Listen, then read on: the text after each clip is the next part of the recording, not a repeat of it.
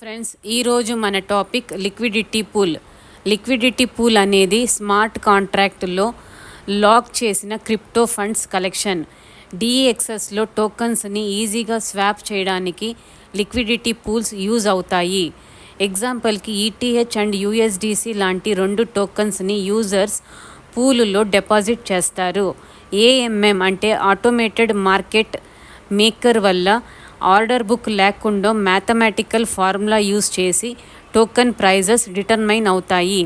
Liquidity provide చేసే యూజర్స్ని liquidity providers are LPS అంటారు.